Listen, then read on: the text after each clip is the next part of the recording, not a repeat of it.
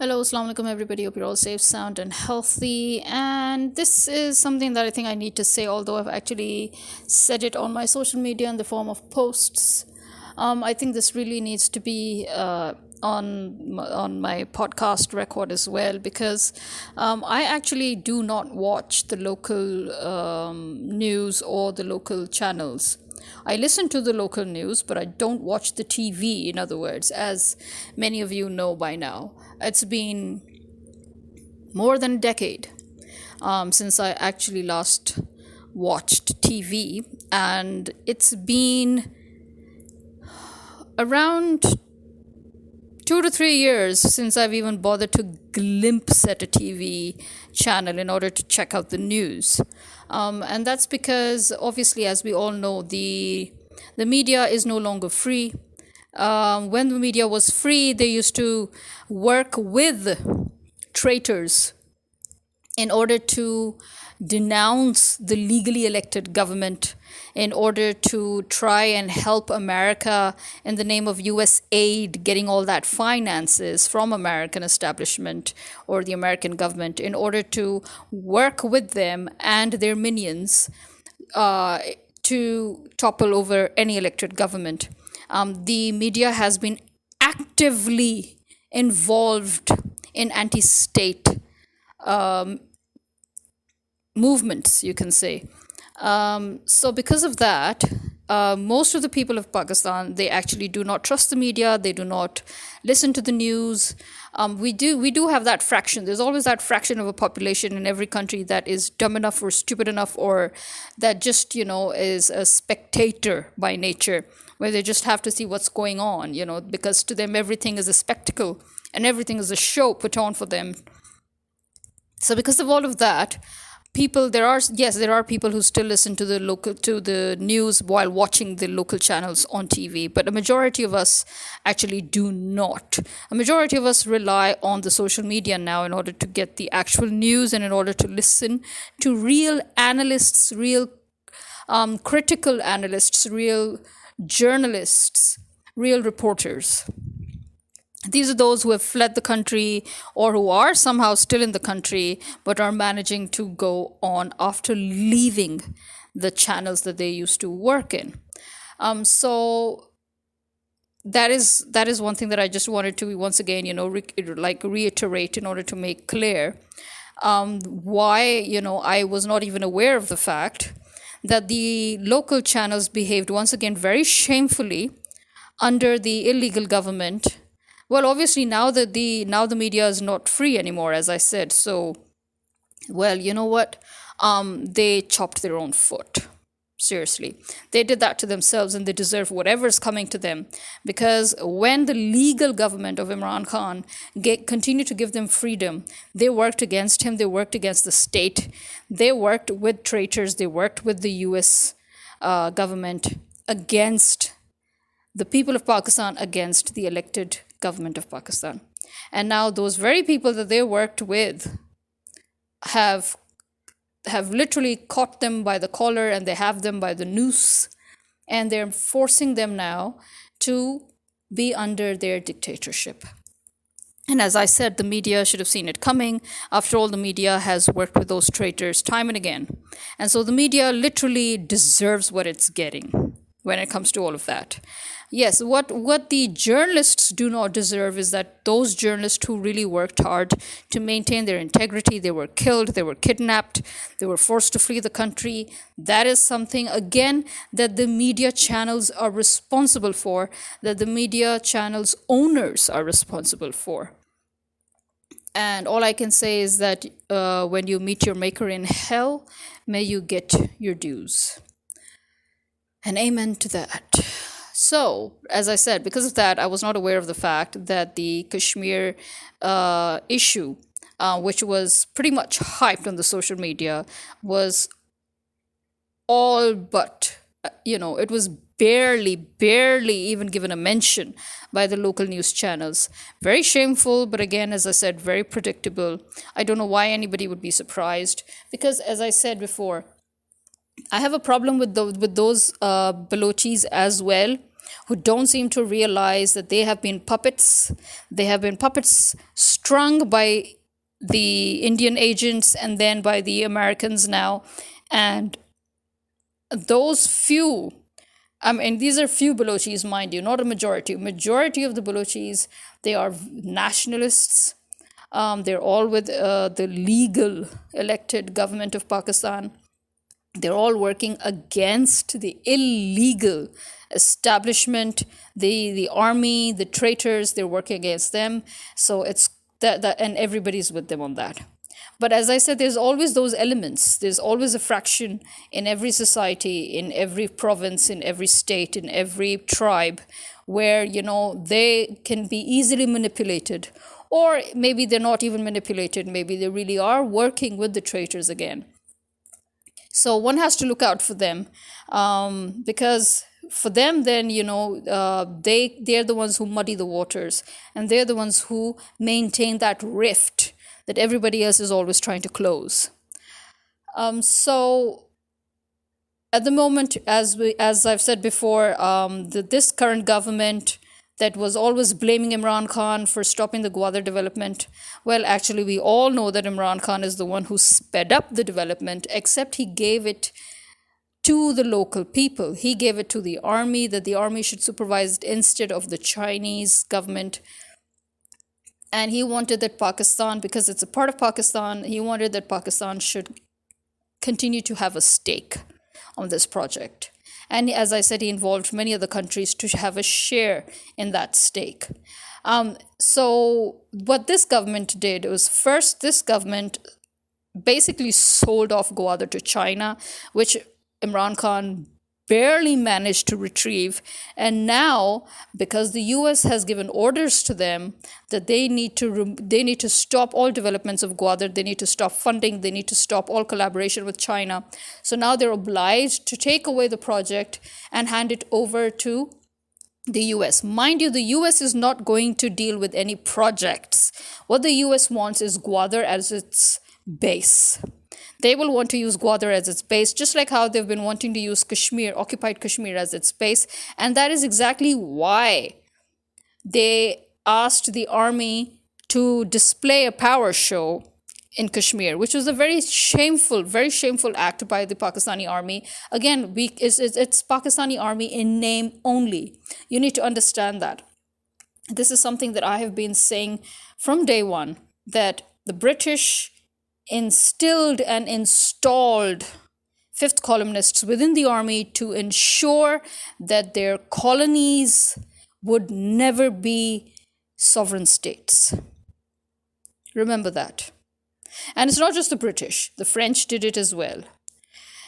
So right now, here's where the scenario is. The scenario lies in the fact that the army that was trying to, display a show of power, both in Punjab, because they sent their uniformed cadets to roam Punjab. So I wouldn't say this was the show of power. I would say that this was the army shaking in its boots, right? But just trying to please its masters, the US, by saying that, oh yeah, look, we have full control. You don't have to worry about that. We can subdue them. So people would think that the army was set to subdue the people in order to remind them who's in power. But the truth is, the way I see it, the army failed to do so because, first of all, Pakistan is the fifth largest country in the world, population-wise. Which is why I have a problem with the population of Pakistan. I've always had a problem with the people of Pakistan, that the amount of people that we have, we could have finished this whole drama in literally a night. We just needed one night. One night, we could have just paralyzed the whole country. We could have shut down the whole country. We would have brought them down to their knees. We would have killed them off. And that's it. But that's why I've always blamed the people of Pakistan. A huge population cannot be controlled unless it allows itself to be controlled. Our people have lived in complacency, in selfishness, in inconsideration, in lawlessness for so long, in corruption. They've been steeped in corruption for so long that they just do not know how to get off their haunches and do the deed. They want somebody to think for them. They want somebody to talk for them. They want somebody to see for them. They want somebody to hear for them. They want somebody to even make decisions for them. They want somebody to literally think for them. They are such a lazy assed population. Seriously, I have never seen such a complacent, such a lazy assed nation in my entire life. And they pee me off every day, seriously. Whenever, I mean, I'm stuck in this country, and one of the reasons that I feel so trapped is when I look at the people and how useless they are. Seriously, I mean, they don't even have it in them. There's not even an ounce of that bravado in them that they would just get up and slap their faces and just kill them off overnight. And as I said, on the one side, you have the KPK people who are supposed to be warriors, that they have the Kalashnikov culture. But I didn't see them come forward and killing people in the army after the army betrayed us. You've got the Balochis who are always talking about, Balochistan liberation and this and that, and we are warriors. And again, sorry, but I never saw the Balochis actually come forward and do something about this. All I see is that right now they have protested, which is 1,000 times better than what the people in Punjab are doing, which are literally just laying themselves out flat in order to be screwed. So yeah, the Kashmiris are out, the people in Gilgit-Baltistan are out, the people in KBK are not out because, well, they got what they wanted. They got their elected government, but they're still fighting, yes. They're helping their local government fight the federal illegal government. But that will all be now strategic, right? So that's not going to be out warrior-like. And then you've got the Balochis who are protesting. The Balochis have always had a problem with the army. So that is why I'm, having a problem here. The Balochis have always actually had a problem with the army. They've never had a problem with the government. They've never had a problem with the people as such. No, this is the Balochis versus the establishment, right? And now it's the whole Pakistan versus the establishment. And again, I would say, what the frack are our people doing? I will always blame our people. I will always blame our people are 100% responsible for how far these traitors have come. And we will continue to be responsible for every decision that they make. Why? Because we are silent. And to me, protests today is equivalent to silence. As I said, there are drastic situations you have to take drastic measures. When your whole system has collapsed, then what is it that you people are waiting for? I don't know. Your whole system has collapsed. The institutions have collapsed. I don't see why we need to just stand by and protest. No, we need to, again, I would repeat myself, shut the country down. They're doing it for you anyway. The problem is that the last, at least a decade ago, when I said that, first we need to take some drastic measures, we need to take some drastic steps, and then we can go towards for elections. But Imran Khan he was ever optimistic. So he was of the idea that, wait, I'll come and, if they see that you've got a dignified man leading you, then you will all follow suit. Well, no. Not a country that has been steeped in corruption for the past 70 years. No. They will not follow you. In fact, they will do what they just did. Because they know that the people are also so corrupt and so cowardly. The people don't have a history of actually fighting. They got Pakistan, I would repeat that for the 1,000th time, on a platter. Because Pakistan was carved out constitutionally. It wasn't carved out after a war. No, it was carved out institutionally, which is why Jinnah, the founder of Pakistan, is known as one of the greatest, rarest few leaders in the world who could accomplish such a task. Nobody has actually been able to carve out a country constitutionally. Almost every country in this world has, come out of war, except Pakistan. So, Pakistanis do not know how to fight. At the most, they will stand and protest. Yes, it was Imran Khan who mobilized them to paralyze the country before the elections.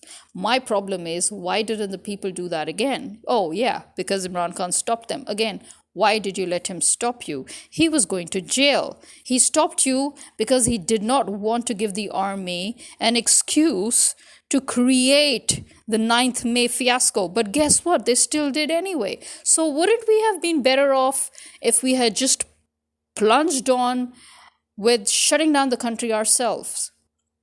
We would have been in control. Now, right now, they're in control. They're shutting everything down. They are deliberately buying spoiled, literally spoiled, absolutely rotten wheat from Ukraine, while they are forcing our farmers to store wheat instead of buying it for subsidized rates from our farmers. So they forced our farmers to lower the rate of the wheat, and then they didn't buy it from them. They went and bought spoiled, rotten, filthy wheat from Ukraine, which nobody's going to use. Nobody. It's going to be dumped into the sea because our people do not eat such stuff. Because we produce really, really good quality wheat, which we export to other countries. So imagine that they spent billions of dollars. Again, why? Because America is dictating our government. Go and give weapons to Ukraine. Buy their filthy stuff and give them money, Spend billions on war. It doesn't matter that Pakistanis are now going to be literally starving because the farmers now actually forget starving, because actually now what's going to happen, and what is happening, is that the farmers are now dealing with the consumers directly. So now people are literally buying wheat from farmers directly. We too, we bought wheat from farmers directly. There's the Farmers Association. People are in contact with them. People are buying wheat from them directly. So once again, it's the common man helping the common man. And the government is out. This is why I have a problem with the common man. Why do we keep on bringing ourselves to this situation? Why can't we put a full stop to it? And the army, this so-called show of power in Kashmir, no, that was not show of power. That was a show of cowardice. That just literally proved our point when we said that you have sold the country out to America. And you will see in the near future, my other points will be proved, that although India thinks that it's working with America and that it will take over Pakistan as an autonomous body, let me tell you one thing. India is not a sovereign state either. They may be depicting their plans in the form of cartoons and in the form of futuristic movies in which they're showing that, by 2035, India is going to be one of the giants, one of the veto power holders. Yeah, no. Because India, as I said, did not earn a single merit. Nothing it has earned. I mean, it hasn't earned anything. It has nothing to its name that could be said that, yes, this was on merit. Every single thing that India has was handed over to them. So India will be obliged to be superficially one of them as one of the giants, but actually they're underling. When you have a group of bullies, there's always that one person who is being bullied by those bullies, but he's still in the group of those bullies, and then he's made to do the dirty work, and he's also made to be a bully, and then he also has to, run errands for them. Yeah, that's India. And I'm going to say this again. Which direction is the war going? You will have America and Europe and their, forced NATO allies on one side, and you will have the rest of the world on the other side. That's where this war is going. And every single Muslim country will also be on a verge of mutiny and civil war, because every Muslim country's population will finally get off their asses and they will fight against their government, their leaders, who would be obliged to work with America as allies because they don't have a choice, because they're traitors and fifth columnists planted there. So, just like how, a Hindu Raja was planted in Kashmir so that he could manipulate Kashmir, and, Kashmir was supposed to go to Pakistan, but Kashmir ended up with India because of that blatant manipulation of a Hindu Raja in a Muslim state.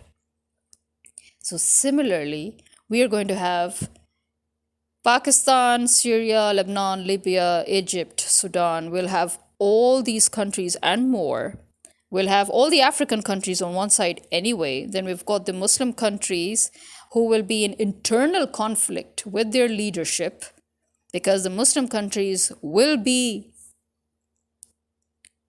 on one side, whereas their leaders will be forcing them to be allies of America and Europe. So you will have inner conflict versus outer conflict. And then this is how and at the end, the Muslim leaders will be forced to either abandon their people and run away and flee, or they would be forced to bow down to what their people want, basically, to their people's decision, and they would have to go against America and Europe. But in any case, the scenario here is, no matter how they push the war, no matter what directions, no matter what strategies, no matter what conflicts they try to, create all over the world, at the very end, it's going to be the whole world versus America, Europe.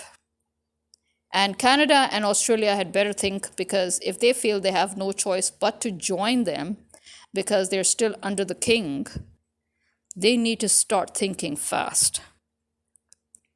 Because there is only one way you can maintain world peace, and that is by eliminating the monopoly, by eliminating the chaos, by eliminating the global crimes, by eliminating the blatant manipulation of international laws of the US and Europe.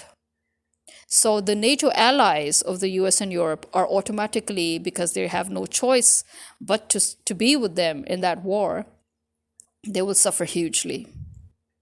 So again, it's time for South Korea, it's time for Pakistan, it's time for all these so-called allies of the US to think again, because I'm telling you, nobody, not even the US, and the US has a history of doing this, the US always drops its allies like hot coal when things get wrong, when things get tough, when anything happens in which America has to suddenly save itself.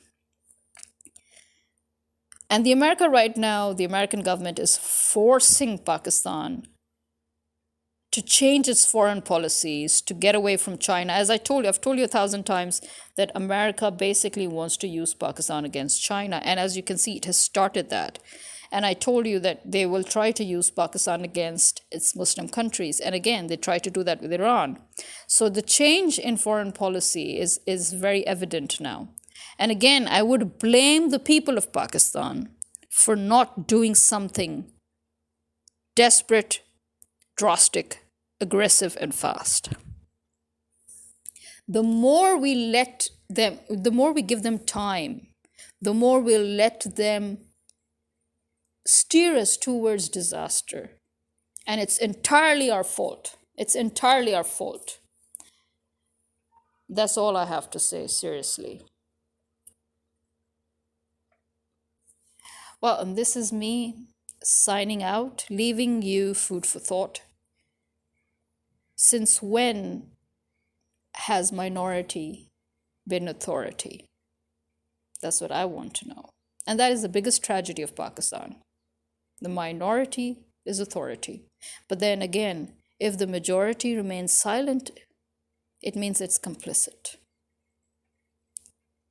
Khuda Hafiz.